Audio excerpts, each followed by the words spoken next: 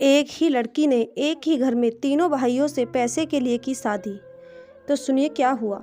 मैंने अपने बेटे की शादी अपने दोस्त की बेटी से कराई तो शादी के रात ही डिवोर्स तक की बात आ गई थी। मैंने गुस्से में आकर अपने बड़े बेटे को घर से निकाल दिया और दूसरे बेटे से उसकी शादी करा दी।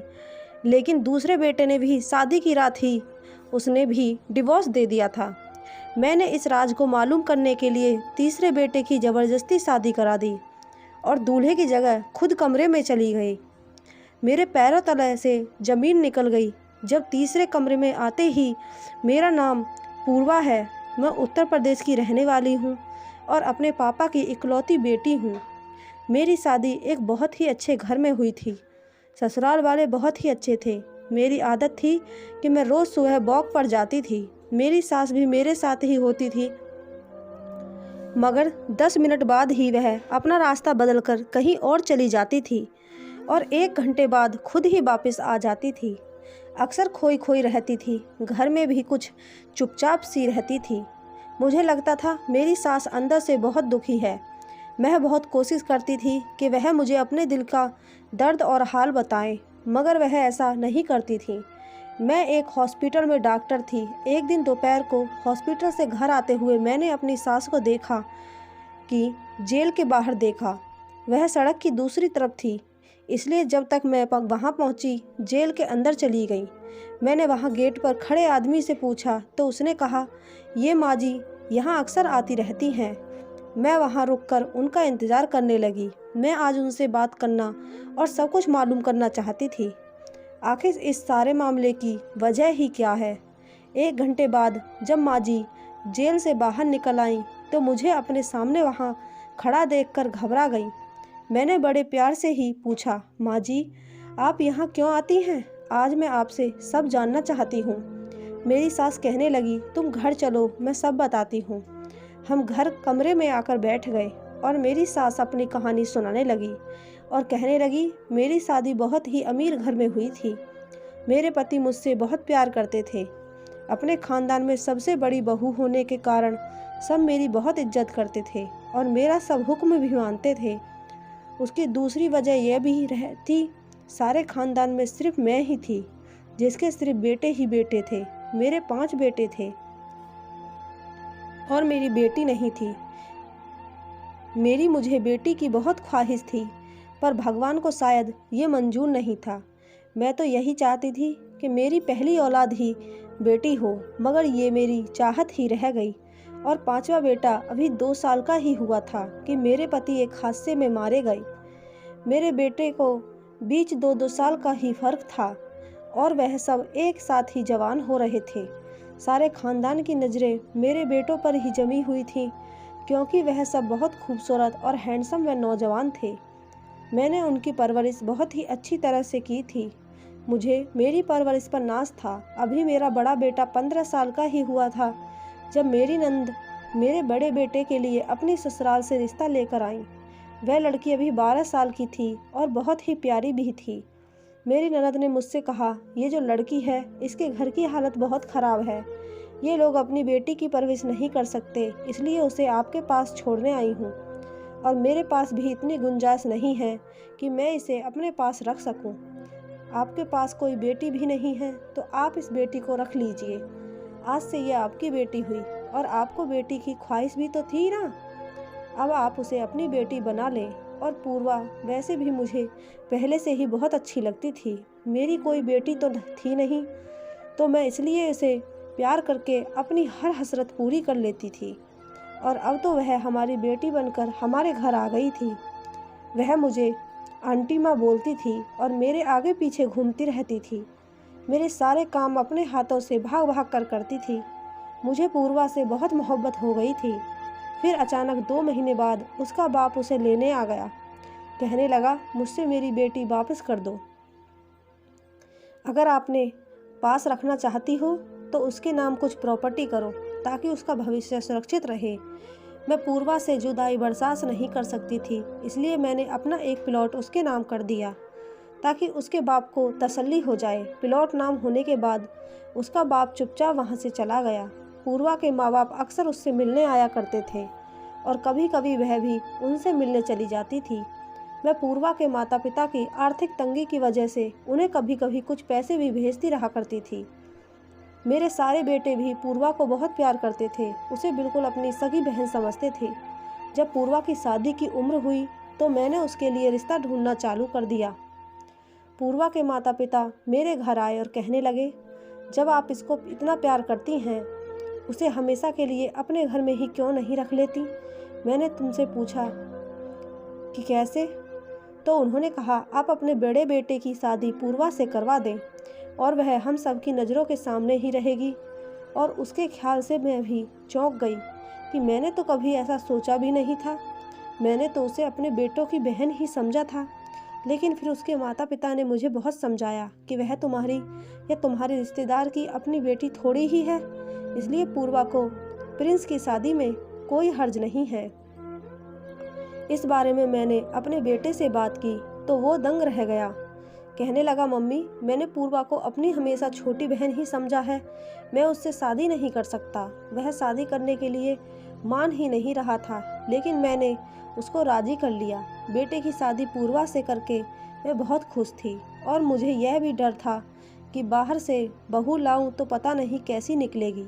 अच्छा है, घर की बात घर में ही रह गई। फिर उन दोनों को कमरे में छोड़कर मैं अपने कमरे में आ गई। अभी मुझे ज़्यादा देर नहीं हुई थी कि बेटे के कमरे से चीखने चिल्लाने की आवाज़ें आने लगी। मैं घबरा कर भागी। भगवान रक्षा करे, क्या हो गया? घर में जिसने भी मेहमान थे वह सब भी भागे। बेटे के कमरे की तरफ कमरे का दरवाज़ा खुला हुआ था और वह सोफे पर बैठा हुआ था, जबकि मेरी बहू कमरे के बीचों बीच खड़ी होकर रो रही थी। मैंने आगे बढ़कर उसे गले लगा लिया और पूछा कि क्या हुआ। उसने कोई जवाब नहीं दिया। बेटा अपनी जगह से उठा और बोला, मम्मी, मुझे इससे तलाक लेना है। मैं उसकी बात सुनकर बिल्कुल हैरान रह गई। सब मेहमान हैरत से देखने लगे कि नई नवेली दुल्हन को कमरे में आते ही नई बीवी को तलाक की बातें क्यों कर दी। मैंने भी गुस्से में आकर अपने बेटे के मुंह पर थप्पड़ मार दिया और कहा कि तुम क्या बकवास कर रहे हो, होश में तो हो। वह कहने लगा, मम्मी, मैं सच कह रहा हूँ, मुझे वाकई में इससे तलाक लेना है। मैंने अपने बेटे को फिर से थप्पड़ मारा और चिल्लाते हुए पूछा कि आखिर तुम ऐसा क्यों कर रहे हो। वह कुछ नहीं बोला तो मैंने गुस्से में आकर उसे घर से निकाल दिया और कहा कि आज के बाद तुम मर गए मेरे लिए। आइंदा इस घर में दोबारा कदम मत रखना। मेरा बेटा घर से चला गया, मगर उसने मुझे वजह नहीं बताई कि उसे अपनी बीवी को तलाक क्यों देना है। फिर मैंने अपनी बहू से पूछा तो वह कहने लगी, मुझे नहीं पता। कमरे में आते ही कहने लगे कि मैं तुमसे शादी नहीं करना चाहता था, इसलिए मैं तुम्हें तलाक देना चाहता हूँ। इतना बताकर मेरी बहू फूट फूट कर रोने लगी। सारे मेहमान हमारे ऊपर थू थू करने लगे। मेरे बेटे ने इतने लोगों के सामने मेरी नाक कटवा दी थी। लोग मेरी परवरिश पर सवाल उठाने लगे और बहू के माँ बाप भी वहीं थे। वह अपनी बेटी को दूसरे कमरे में ले गए और मैं अपने कमरे में आ गई। मुझे यकीन नहीं आ रहा था कि मेरा इतना काबिल और इतना अच्छा बेटा ऐसा भी कर सकता है। मुझे कभी शर्मिंदा भी करेगा और अपनी बीवी को तलाक देने की बातें करेगा।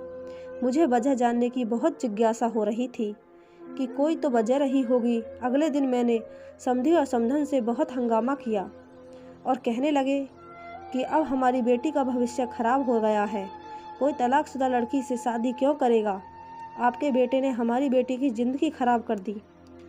उसके पास तो कोई जायदाद और दौलत भी नहीं है कि कोई उससे दौलत के लालच में शादी कर ले। मैं बहुत शर्मिंदगी महसूस कर रही थी कि आज मुझे मेरे बेटे की वजह से ये दिन भी देखना पड़ा।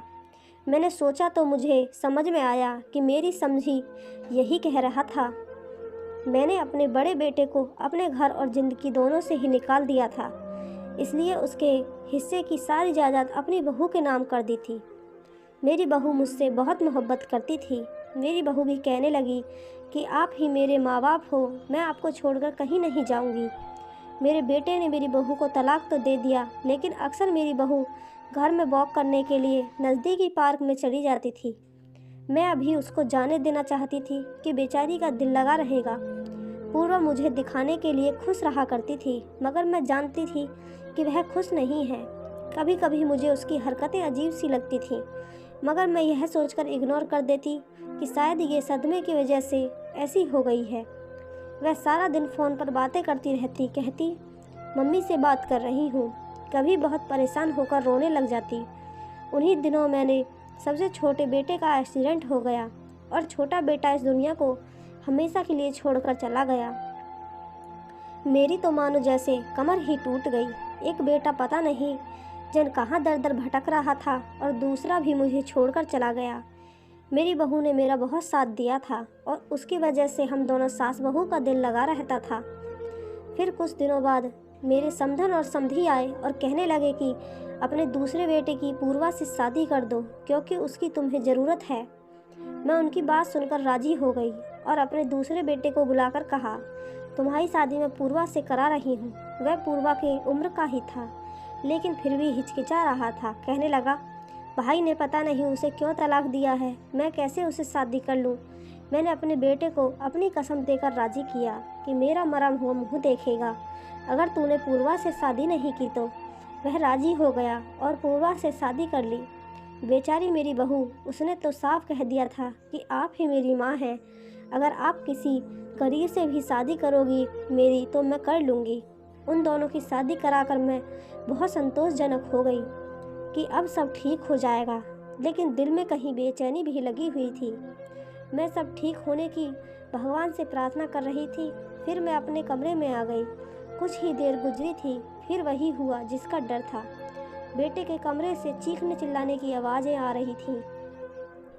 मैं अपने आप को संभालती हुई भागती हुई गई तो एक बार फिर वही दृश्य था सामने जो मैं एक बार पहले भी देख चुकी थी। मेरे उस बेटे ने भी शादी की पहली रात को ही मेरी बहू को तलाक देने की बात की।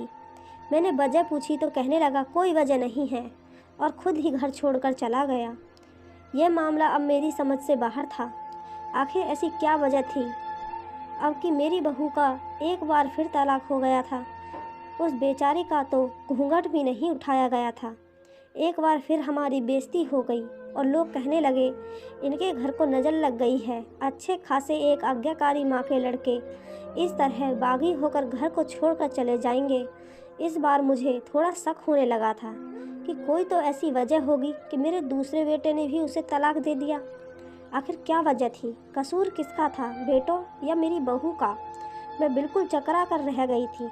इतनी सीधी बात हरगिज नहीं थी जितनी नज़र आ रही थी। मैं एकदम पागल हो गई कि मेरे दो बेटे घर छोड़ गए और एक मर गया और एक बिस्तर पर था। अब एक तीसरे नंबर वाला ही रह गया था। एक अजीब बात यह थी कि इस बार भी मेरी बहू ने अपने माँ बाप के साथ जाने से मना कर दिया, लेकिन मेरे साथ होते हुए भी वह मेरे पास नहीं होती थी। हर वक्त अपने कमरे में बंद रहती थी। मैं एक दिन बीमार हो गई तो अपने बेटे के साथ डॉक्टर के चली गई। वापस आने पर मैंने बेटे से कहा भूख लगी है, चलो कुछ खा लेते हैं। हम दोनों एक रेस्टोरेंट में आ गए। अभी हम दरवाजे पर ही थे कि मैंने अपने बड़े बेटे को देखा। वह किसी लड़की के साथ बैठा हुआ था। उस लड़की की हमारी तरफ पीठ थी, इसलिए उसे मैं देख न सकी। मैं बेटे को एक कोने में चुपचाप लेकर बैठ गई। इतनी दूर से मुझे उन दोनों की बातों की आवाज़ तो नहीं आ रही थी, मगर लग रहा था कि कोई परेशानी वाली बात है। तभी वह दोनों बहस कर रहे थे। थोड़ी देर बाद मेरा बेटा वहाँ से जिस लड़की के साथ निकला उसे देख मैं शक में पड़ गई थी, क्योंकि वह लग तो मेरी बहू जैसी रही थी, मगर उस लड़की ने स्टॉल से अपना मुँह ढका हुआ था, इसलिए मैं पहचान नहीं पाई। फिर मैंने सोचा कि मेरी बहू यहाँ कैसे आ सकती है, भला उसका तो तलाक हुआ है, वह क्यों आएगी यहाँ। मैंने इसी वक्त घर पर कॉल की और नौकरानी से कहा देखो ज़रा पूर्वा दीदी घर पर है। नौकरानी ने कुछ देर बाद बताया कि नहीं जी, वह तो घर पर नहीं है। मेरा शक फिर से अपनी बहू की तरफ बढ़ गया। घर आकर मैंने अपनी बहू पर नज़र रखनी शुरू कर दी। उसकी कोई ख़ास ऐसी बात मुझे नज़र नहीं आई, सिवाय उसके कि वह कभी कभी अकेले बाहर चली जाती थी। एक दिन मैं उसके पीछे पीछे चल पड़ी।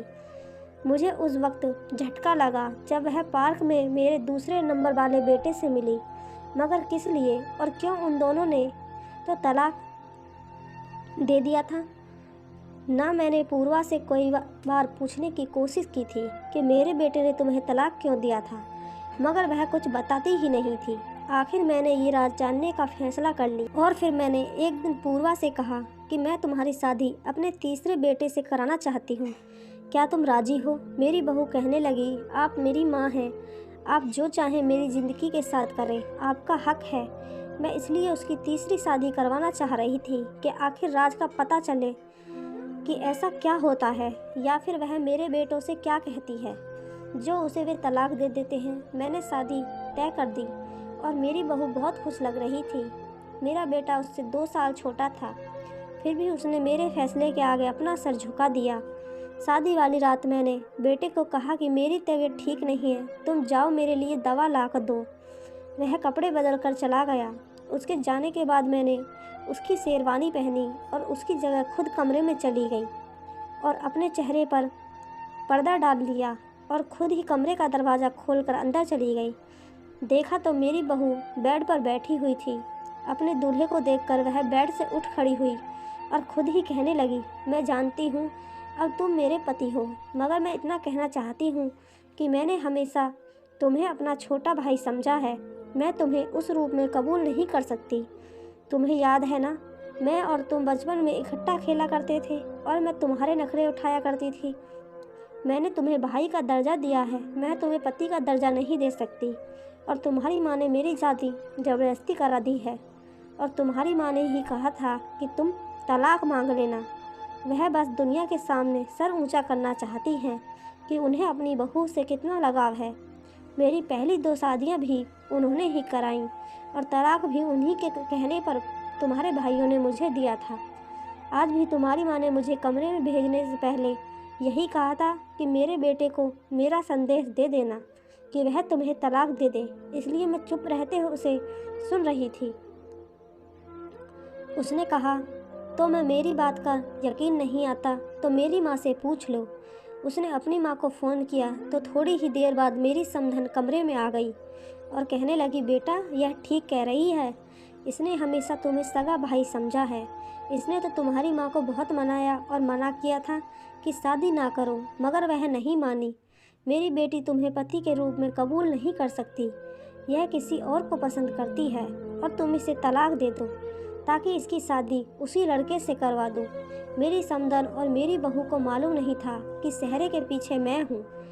पूर्वा को तो यही लग रहा था कि मेरा बेटा और उसका पति है। मेरी तो सांसें ही रुक गई। वह किस फराटे से साथ झूठ बोल रही थी और मेरी समधन भी मिली हुई थी, वह भी मेरे बेटों के झूठ बोलकर तलाक लेती रहती थी। मेरी बहू जिसे मैंने अपने बेटों से भी बढ़कर चाहा, यह सब देखकर तो मेरी जान ही निकल गई। मैंने चेहरे से सेहरा उतार कर फेंक दिया। वे दोनों मुझे देखकर घबरा गईं और कहने लगी, मम्मी जी आप यहाँ? मेरी समधन मुझे देखकर दंग रह गई थी। उनको उम्मीद नहीं थी कि दूल्हे की जगह मैं उनके सामने खड़ी होंगी। मैंने आगे बढ़कर उसके मुंह पर थप्पड़ मार दिया और कहा, खबरदार मुझे मम्मी कहा तो तुम इतनी घटिया निकलोगी कि मुझे यकीन नहीं आ रहा। मेरे बेटों के खिलाफ मुझे भड़काती रही और तुम्हारी वजह से मैंने अपने बेटे को घर से निकाल दिया था। मेरी समधन आगे बढ़ी कि समधन जी मेरी बात सुनो। मैंने उसे भी धक्का देकर पीछे धकेल दिया। पूर्वा परेशान हो गई कि मुझे सब पता चल गया है। उसने जल्दी से मेरे मुंह पर हाथ रखा और मुझे कुर्सी पर बिठाकर आंखों ही आंखों में माँ से इशारा किया और अपनी माँ से कोई बात की। उन दोनों ने कुर्सी पर दुपट्टे से बांध दिया और मेरे मुंह में भी कपड़ा ठूस दिया। कहने लगी, सॉरी सासू माँ, आपको ये सब पता चल गया है तो मुझे आपके साथ ये सब करना ही पड़ेगा। अब आप यहीं कैद रहेंगी। मैंने चिल्लाना चाहा मगर मेरी आवाज़ मेरे मुंह से अटक कर रह गई। आखिर वह ऐसा क्यों कर रही थी? अचानक दरवाजे पर किसी के आने की आहट हुई।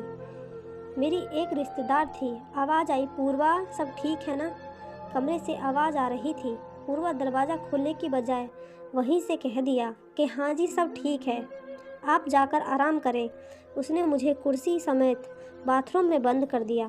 थोड़ी देर बाद मेरे बेटे की आवाज़ मुझे सुनाई दी।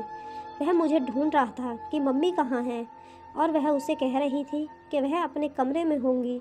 मेरा बेटा मुझे यकीनन ढूंढता रहा और मेरे साथ ऐसा कभी होगा मैंने ख्वाब में भी नहीं सोचा था। कुछ देर बाद मुझे दोबारा बाहर से आवाज़ आने लगी। मेरा बेटा मुझे ढूंढने बाहर चला गया था। मैंने अपने आप को आज़ाद कराने की कोशिश की मगर मैं अपने आप को खोल ना सकी। उसने मुझे मजबूती से बांधा था। थोड़ी देर बाद मेरी समधन वहाँ आकर मुझे वहाँ से निकालकर खींचते हुए स्टोर रूम की तरफ ले गई और ले जाकर बंद कर दिया। मैं अभी तक अपने बेटे की शेरवानी में ही थी। स्टोर रूम में बहुत गर्मी थी। अब मेरी हालत ख़राब होने लगी थी, पर मुझे उम्मीद थी कि मेरा बेटा मुझे ढूंढ लेगा। लेकिन पूरा दिन गुजर गया, वह नहीं आ पाया। मुझे वहाँ कैद हुए 2 दिन हो गए और पूबा ने आकर दिन में सिर्फ एक बार खाना दिया था और भूख के मारे मेरी जान निकल रही थी। फिर मैंने अपने आप को आज़ाद कराने की कोशिश शुरू कर दी। मैं पिछले 2 दिन से कर रही थी और मैंने शाम तक जोर लगाकर कुर्सी को काफ़ी ढीला कर लिया था और रात तक अपने आप को मैंने छुड़ा लिया। पूर्वा स्टोर में आई थी। मैंने डंडा उठाकर और उसके सर पर बात कर उसे बेहोश कर दिया और खुद भागते हुए स्टोर रूम से बाहर आ गई। मेरा बेटा बेचारा मुझे ढूंढ ढूंढ कर थक गया था। मैं ज़ोर ज़ोर से उसे आवाज़ देने लगी और वह बेचारा दौड़कर मेरे पास आ गया। मेरी हालत बहुत ख़राब हो गई थी। मैंने उसे बताया, तुम्हारी बीवी पूर्वा ने मुझे अगवा किया था और स्टोर रूम में बंद कर दिया था। मैं वहाँ बेहोश हो गई थी। होश आया तो अस्पताल के बेड पर पड़ी थी। मेरे दोनों बड़े बेटे भी सामने खड़े थे। मैं उन दोनों को देखकर बहुत खुश हो गई। मुझे लगा मैं एकदम ठीक हो गई हूँ। मैंने पूर्वा के बारे में पूछा तो छोटे वाला कहने लगा, वह धोखेबाज लड़की इस वक्त अपने माँ बाप के साथ जेल में है। मेरे बेटे ने मुझे सारी कहानी सुनाई, जो ये थी कि मेरी समधन और समधी शुरू से ही मेरी दौलत पर नज़र जमाए बैठे थे। जब मेरे पति की मृत्यु हो गई थी तो उन्होंने प्लान बनाया और अपनी बेटी को मुझे दे दिया ताकि पूर्वा के जरिए मेरी दौलत पर कब्जा करें। पूर्वा ने जब मेरे बड़े बेटे से शादी की तो शादी की रात उसे भी यही कह रही थी कि मैं तुम्हें हमेशा अपना बड़ा भाई समझती हूँ। मैं तुम्हारे साथ यह रिश्ता नहीं निभा सकती। मैं किसी और को पसंद करती हूँ। मुझे तलाक दे दो। उसका मकसद था कि एक एक करके मेरे बेटों को घर से निकलवा दे ताकि मेरी दौलत की अकेली मालकिन बन जाए।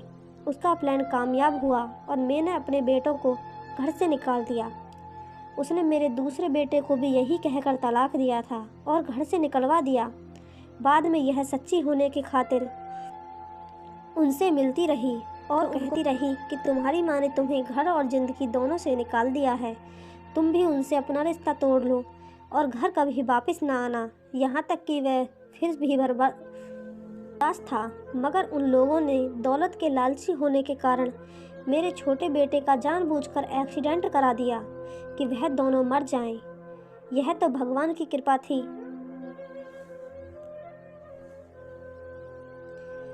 कि एक की जान बच गई। उन तीनों ने मिलकर मेरे हंसते खेलते परिवार को उजाड़ डाला था। मेरी बेटी कहते कहते जुबान नहीं थकती थी और वह इस तरह निकली थी कि मेरे घर को ही खा गई। और यह सब उसके माँ बाप ने उसे आज तक तीनों जेल में हैं और कभी कभी जेल में पूर्वा से मिलने चली जाती हूँ। आखिर मैं भी उसे अपनी बेटी समझकर पाला था। जब उसे देखने का दिल करता है तो चली जाती हूँ। वह मुझसे माफ़ी मांगती रहती है, मगर मैं उसे माफ़ नहीं कर सकती। उसने मुझ में मेरे छोटे बेटे को छीन लिया था, जो किसी भी सूरत में वापस नहीं आ सकता। इतनी बात बताकर मेरी सास कहने लगी कि मैंने अपने तीनों बेटों की दोबारा शादी कर दी और बड़े बेटे प्रिंस के तुमसे कर दी। आज मेरे बेटे अपने अपने घरों में बहुत खुश हैं। मैं सुबह तुम्हारे साथ वॉक पर जाती हूँ तो वहाँ से रास्ता बदलकर अपने मरे हुए बेटे की आत्मा की शांति के लिए 1 घंटा प्रेयर करती हूँ। मेरा दिल को बहुत सुकून मिलता है। आप सबको ये कहानी कैसी लगी कमेंट बॉक्स में ज़रूर बताएं। अगर कहानी अच्छी लगी हो तो चैनल को सब्सक्राइब, वीडियो को एक लाइक ज़रूर करें।